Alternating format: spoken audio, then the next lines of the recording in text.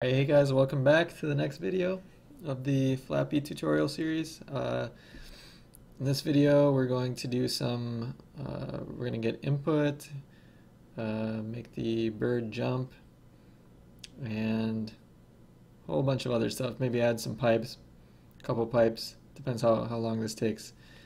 So let's get started. First thing I'm going to do is, if you've tried running this on your phone, you'll notice that it's in landscape mode. And that's not right. So let's, really easy to fix. I'm just going to do Control-Shift-N and type Android. I want this Android manifest. Let's go to that file. And if I can sync this up, how do I sync these up? I'm not sure, but this is where the file is. It's in your Android project, Android manifest. You need to change this landscape to portrait. Okay, so that's all you have to do to fix that, and then the game is going to look normal on your phone. So anyways, back to the core project here. First thing we're going to add, let's see.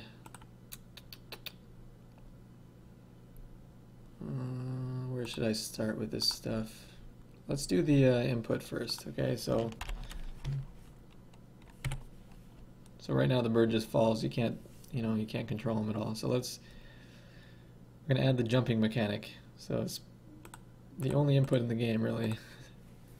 So okay, where's our ground here? Grounds. I'm gonna add a boolean that's called just touched, and that's going to notify us that the user just touched the screen. So we'll make it a field here, and add actor bird. After we add all of our actors, we're going to initialize the input processor. We'll put that in another method.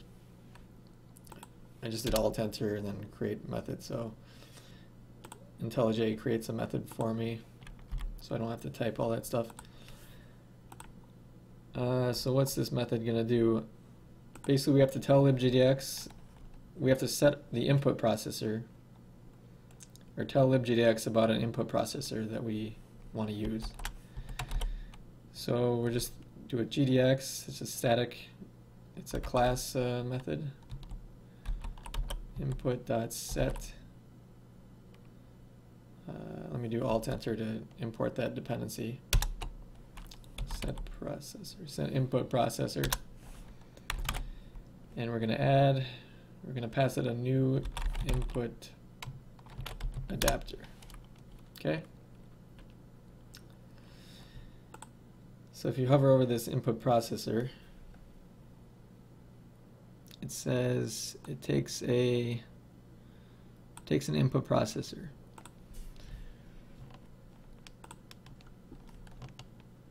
So what is an input processor? Well, it's an interface that has these methods: key down, key up, key typed, touch down, touch up, touch dragged, mouse moved, whatever.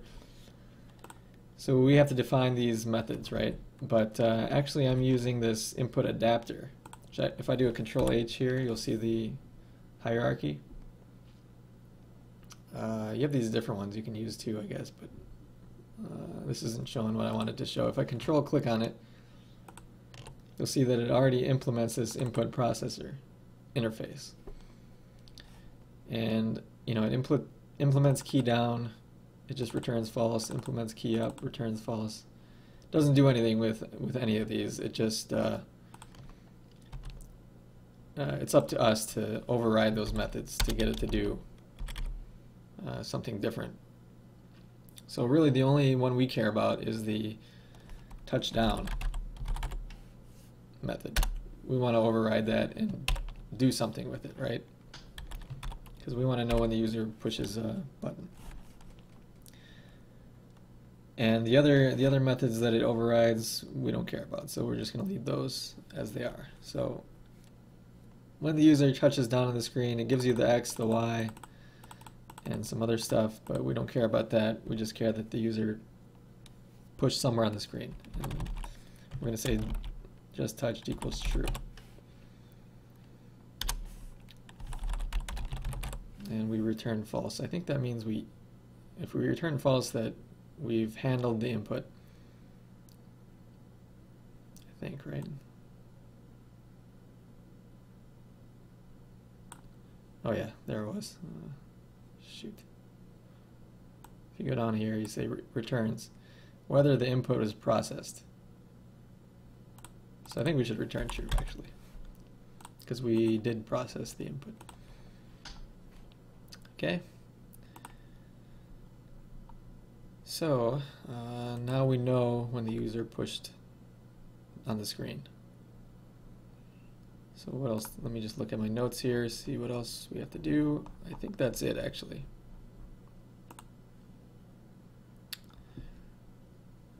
The bird. We have to change the bird class. This is what we're going to do now. So let's go to bird. Just to make it clear, that's where I'm at. I'm going to add a constant here for the jump velocity.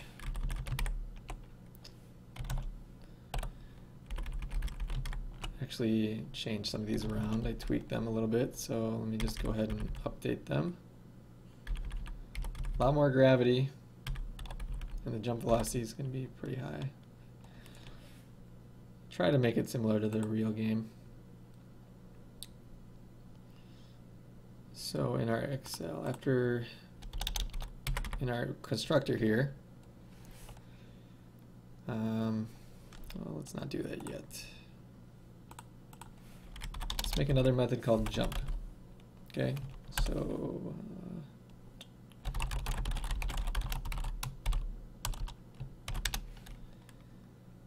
and when we jump, we're going to set the y velocity to the jump velocity. So no matter how fast we're falling, as soon as the user jumps, the y velocity gets set to a certain amount, and then gravity takes over. I think that's how the real game works. So at some point we have to invoke that jump method, and that's when in the gameplay screen, after the user touch the screen, right? So we should do that in the render method, I think, right? So the user push jump, we set just touched it true. So actually I think we can put it in the input processor. Just touched equals true. Is that what I did? Let me check my notes.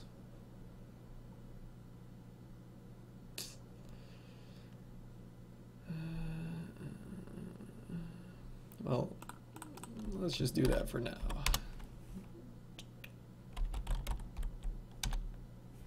Okay. Although now it doesn't really make sense to even use this just touched. So I did something different. Let me just see if I can find it here.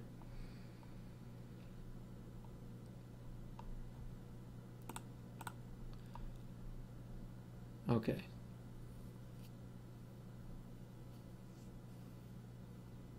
Yeah, I did it slightly different when I actually did it the first time, but let's just do it like this. We'll get rid of this just touched, and we'll just do a bird.jump in the touchdown method. So I'll get rid of this too.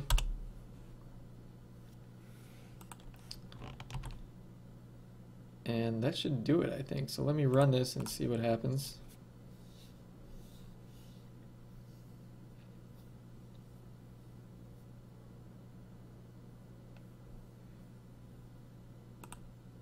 There we go. We can control the bird before he hits the ground.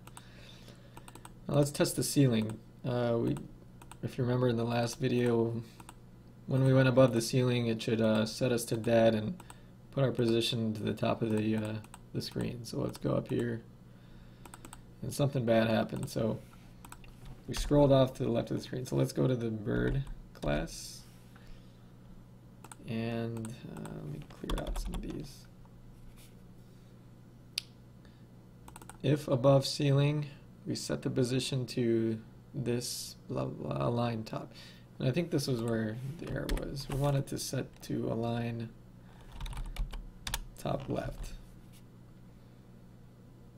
Since you know, when we set to is below ground, that actually works because we're just setting our Y here. Down here we're actually setting our X to get X, which returns the bottom left position of this actor. And since we had specified top for the alignment, we're setting the top middle to what was the bottom left corner. So since this is getting the bottom left, we want the top left. Otherwise, I guess it does what you just saw, which is it scrolls. Every time we get here, it pushes our actor to the left, and we scroll off the screen. So let's see if this is fixed. And there we go. It just puts us at the top. If we go down here, we're at the bottom. Okay, so that's looking pretty good. So that was our input for the game. Let's see what's next on the list. Rotation. So we're going to add a little gimmicky rotation that's similar to what the real game is, but not exactly the same. I might try to do it exactly the same way later on, if anybody cares, or if I feel like it. So let's go to bird. We're already there. In the constructor, we're going to do this thing where we set the origin, which is an actor method, align center. So this is the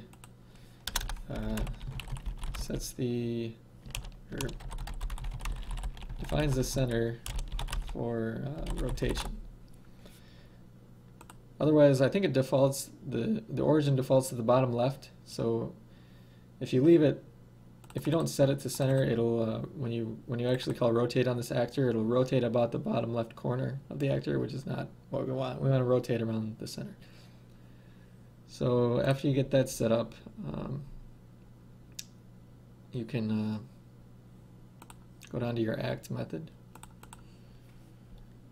and we'll do a set rotation.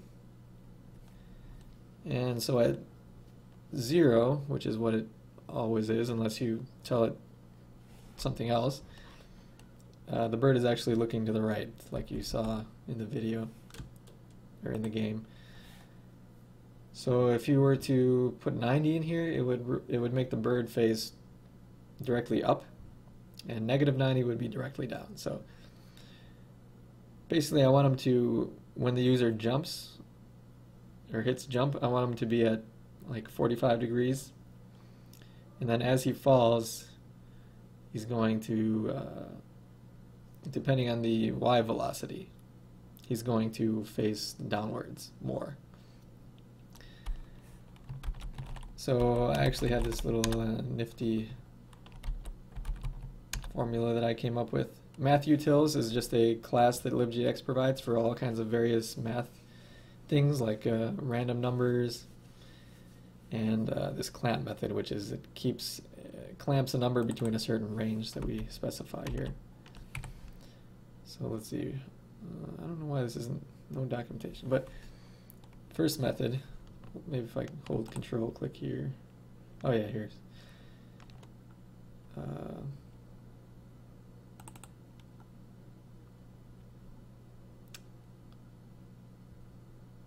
Still getting used to my IntelliJ here. What happened? It just took me to some random place. Oh, here's clamp. Okay. Doesn't look like there's any documentation.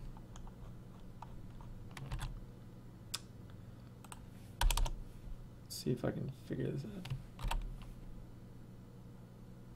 Oh, well, there. No? Oh, okay. So we're going to use the float Well, these are all the same. It gives us different options for the input types. For this, so this is the first value is the actual value we want to clamp, and then the second is the minimum value we want, and the third is the maximum value.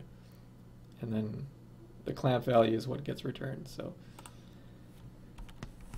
the value that we're going to clamp, we're going to give it velocity.y divided by the jump velocity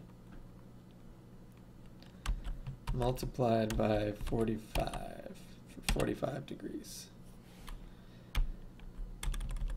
So the velocity.y should be, when the user pushes, taps the screen, velocity.y is going to be equal to jump velocity. And if that's the case, 1 divided by 1 is 1 times 45 is going to be 45 degrees. As the velocity drops, it's going to be, like, let's say the velocity is 0. So at the top of the arc, it's going to be 0 divided by whatever this is going to be 0, multiplied by whatever, it's 0. So at that point, the bird's going to be facing directly ahead. As it turns negative, like let's say it's -1, it's going to be negative something. And I guess, if the velocity is really high negative, it's going to be facing hopefully straight down. And we're going to clamp it to make sure that that's the case. So let's put for the next parameter, this is the minimum, -90, facing directly down. The maximum is going to be 45 degrees. Just put F for float on the end of those. Okay, so I think that was it. Let's run this and see what it looks like.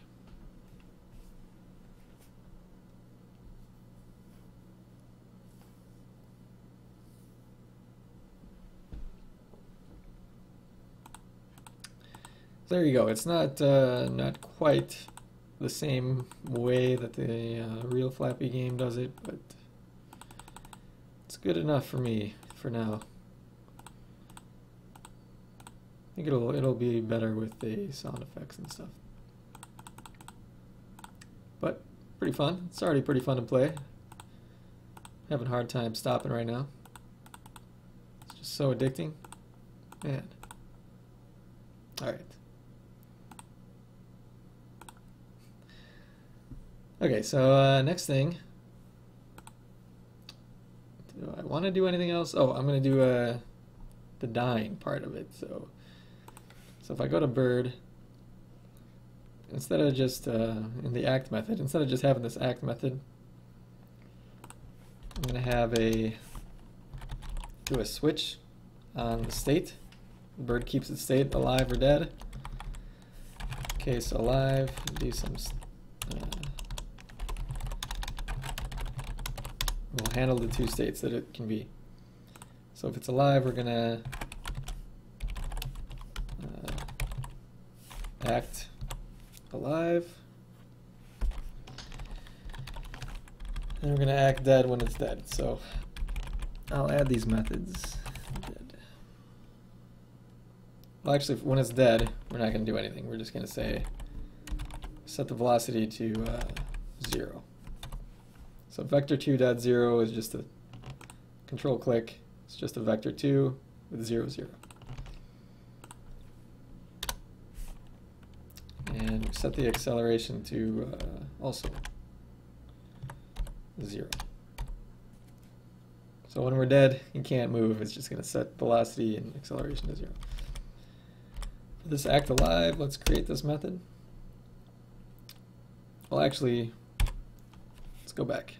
Act alive is going to be what we already did. So we can extract this to method with IntelliJ with refactor,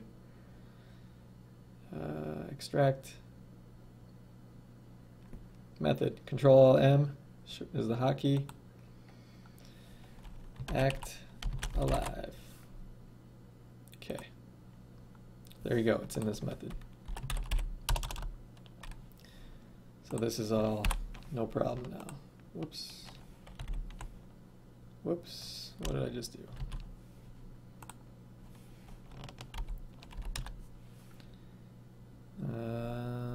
Okay, I'll act alive. So here it is. Here's all this stuff. Okay, so now it knows how to handle the two states. So if you remember, when we were going above the ceiling, we're setting it to dead. If we're below the ground, we're setting it to dead. So it should recognize, you know, when we go to the top here. Let's go to the top. It's dead. I can't get off the ceiling anymore. Just we'll do the game over screen later on, but for now this is good. So I think that's all for this video, guys. So that was user input and rotation and actually having some sort of form of death. So all right, that's all. See you guys in the next video.